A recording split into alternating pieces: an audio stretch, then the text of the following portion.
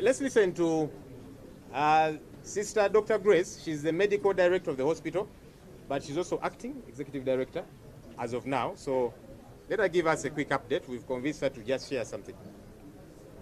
What I can say is to confer with Honorable Senyonyi and the other officials who have been able to visit the patient who is critically ill. He is critically sick.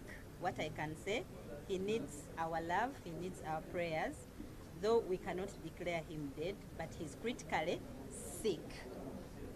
Thank you so much. Muganda waffe mulwadde nnyo era yeetaaga okwagala kwaffe, yeetaaga essaala zaffe.